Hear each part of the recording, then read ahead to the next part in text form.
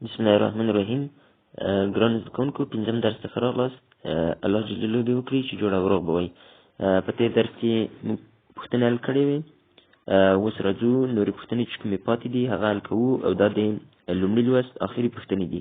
وروسته د دې نه بیا موږ دویم لوست پیلوو. اوس راځو دغه پوښتنې حل کوو. تاسو وګورئ چې دا پوښتنې څرنګه حل کېږي. وی دلته یو څه علامې موږ ته ښودلې دي. دغه علامې وي تاسو په تاسو ځایونو کې کېږدئ. لومړی باید د علامې وپېژنو چې د علامې څه معنا. تاسو دغه علامې چې د اوه شکل لري، اوه خو داسې په پروت شکل لیکل شوي دي، دا معنا لري چې دغه خلاصه خوله چې ده، دغه خلاصه برخه چې ده، دا هغه عدد ښیي چې هغه لوی دی. مثلا که موږ دلته ولیکو 15 او دا لوي 4، نو دا داسې ښیي دا علامه. دغه علامه موږ ته راښیي چې دغه 4 چې دي تر 5 کوچني دي، یعنې دغه تیره خوا چې کومې خوا ته وي هغه کوچنی دی، او دغه خلاصه یا وازه خوله چې کوم طرف ته وي هغه عدد لوی دی. همدغسې موږ دا عددونه یو ځل وایو او بیا یې ښیو چې کوم یو لوی دی یا کوم یو کوچنی دی او کوم دوه سره مساوي دي. دا عدد تاسو وګورئ 206 دی، او دا وګورئ 473 دی. نو موږ پوهېږو چې ته 206 نه 473 لوی دی. نو موږ به داسې یوه علامه په دې کې کېږدو. د بل ته متوجه شئ. تاسو وینئ چې دلته یو عدد دی، دا به یویزو لسیز قوې به وایو چې څو دی، یویز، لسیز، سلیز، زریز، لسزریز او سلزریز. دا په 100,000 کې دی 1,420,998. د بل عدد ته وګورئ، دا هم په 100,000 کې دی 1,25,398. دا وګورئ 1,24,998 دی، دا 1,25,000. نو ته 1,24,000 نه 1,25,000 لوی دی. نو خوله به یې دوخته د علامې ولیکو. دې ته متوجه شئ. دا تدوینه چې په څو کې دی، یویز، لسیز، سلیز، زریز کې کو وګورئ، یویز، لسیز، سلیز، زریز، لسزریز، سلزریز. دا عدد لسل زریز څخه هم لوی دی، یعنی په میلیونو کې دی. نو دا دی 1,515,015. او د بل طرف ته وګورئ 1,515,015. نو دا خو معلومدار خبر ده چې میلیونو عدد زیات دی یا لوی دی. دغه ته متوجه شئ.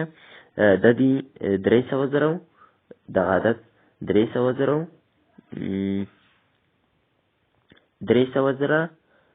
2,500. او دې ته متوجه شئ 2,70,320. نو دا 2,70,000 دی او دا 302,000 دی. نو 300,000 زیات دی.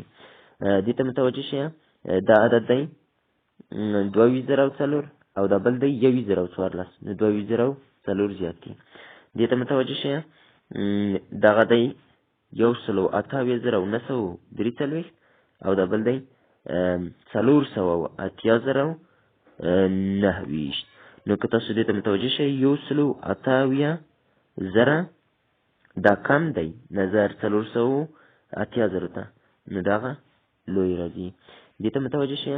دا دی 8,008. تاسو کولی شئ په یویزو لسیز یعنې په مرتبو باندې تقسیمولو شئ ډېر په اسانۍ سره یو عدد ولولئ. نو که تاسو د عدد ولولئ 8,008 دی، او دغه بل ته متوجه شئ دا دی 8,018. نو 8,008 زیات دی. د بل ته متوجه شئ دا دی 5,118,012 دغه عدد، او دا بل دی 4,915. نو 4,000 زیات دی که 5,000؟ معلومدار خبر ده چې 5,000. دې ته متوجه شئ.